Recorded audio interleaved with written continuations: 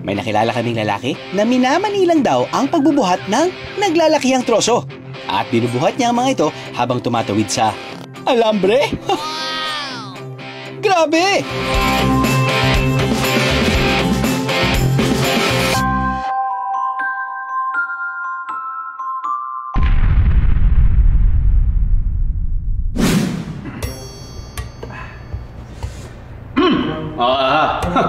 Nakita niyo ba yan?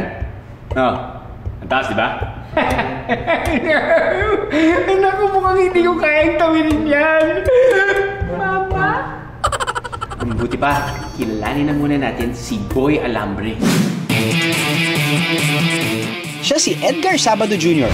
o mas kilala sa tawag na Boy Alambre. Binansagan siya ganon dahil sa pambihira niyang kakayahan. Lay sa alambre. Halos naging tambayan na nga ni Edgar ang alambre. Kaya niya rito magbuhat, maghubad at suot ng damit.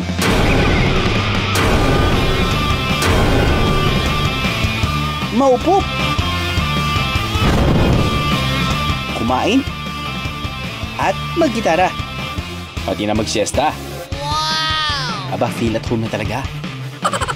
Ang pambihirang kakayahan na ito ni Edgar, nagsimula raw nang makapanood siya ng ganito sa kanilang fiesta noong bata pa siya. Unang pinraktis ko po doon sa sampayan ng lola ko. At nung nakita ko to, nagiging libangan ko sa aking sarili at naging iba rin ako sa mga bata doon sa bundok. Proud ako sa aking sarili. Masaya po ako sa aking mga skill na natutunan.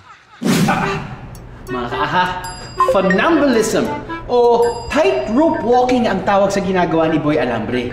Ito ang art ng paglalakad sa manipis na wire o kaya bibig. Ang act na ito nangangailangan ng matinding balance, focus, at skill.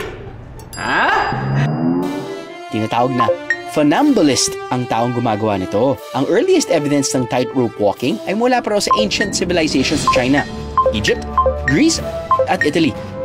Grabe, hirap palang ginagawa ni Boy Alambre Sa ngayon, sa pagmimina at paghahabal-habal, itinatawid ni Boy Alambre ang kanilang pang-araw-araw na pangangailangan.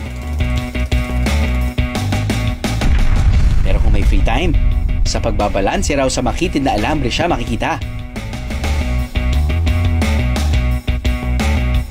Edgar, andyan ka na pala? Uy, pre! Oo, nandito lang ako. Mula kasi sa paghiga-higa rito, kaya na rin niyang maglakad habang nasa likod ang mga kamay.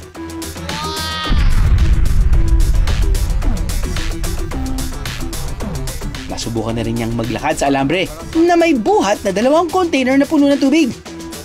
O di kaya magsuot pa ng sapatos. Lahat ng ito, nagagawa niya sa taas na 10 feet o lagpas tao na taas nang walang harness.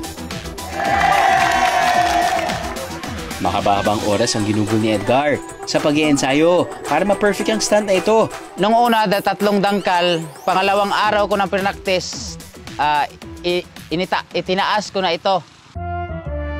Dahil sa mala-circus yung stunt, madalas na rin siyang naiimbitahan sa fiesta. Ang mga reaksyon ng tao ay iba-iba. Mayroong nasayahan sa ginagawa ko at mayroong natatakot.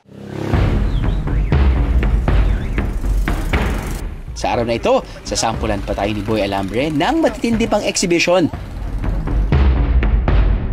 Una niyang gagawin ang paglakad sa alambre habang pasan-pasan ang isang mahaba at malaking troso na may bigat na 20 kilos.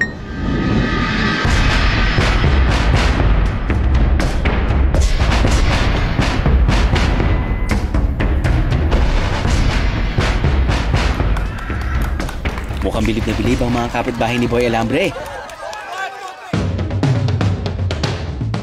Hindi pa natinag, nagdagdag pa siya ng isa at naglakad ng nakataligod pa.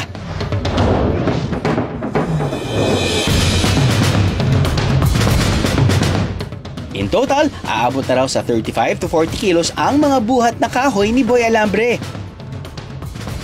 Pero kahit dumadagdag pa ito sa timbang ni Edgar, mukhang di pa rin mapatid-patid ang alambre na tinatapakan niya. Ang Ang tibay ng alambre ay dumidepende sa material, diameter at uri ng pagkakagawa nito. Mas makapal na alambre, mas matibay. Ang kapal ng tinatayuan ni Edgar ngayon ay 1.6 mm. Nasusukat ang tibay o tatag ng isang bagay tulad ng alambre sa tensile strength na sinusukat sa megapascals. Sa alambre, ang tensile strength ang pinakamalaking stress na kaya nitong dalhin bago ito maputol. Ang steel wire tulad ng gamit ni Boy Alambre ay may 370 to 460 megapascals. Ang ganitong katibay na wire ay kayang bumuhat ng halos 100 kilo o 2 sako ng bigas. Ang susunod na gagawin ni Boy Alambre, ngayon pa lang daw niya ipapakita on cam. Susubukan niyang tumulay sa alambre na may taas na 20 feet. Kayanin kaya niya ito?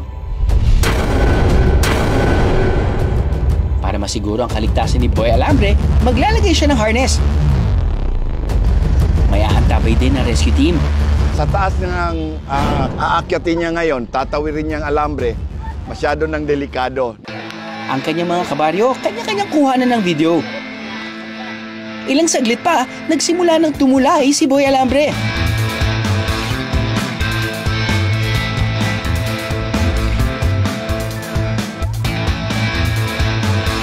Ang ibang manonood, tila bumagsak ang panga. Pero paano nga kaya nakakabalanse ang isang tao sa ganitong kakitid na wire? Ayon sa eksperto, may kinalaman daw dito ang konsepto ng center of mass.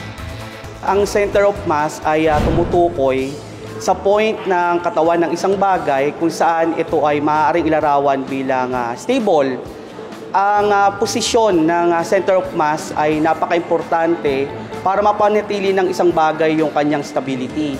Sa kaso ng ating tightrope walker, masasabi natin na kinakailangan mapanatili niya yung kanyang center of mass directly dun mismo sa rope para hindi siya mahulog sa kanyang paglalakad. Sa huli, tagumpay ang ating bida. Ay, salamat!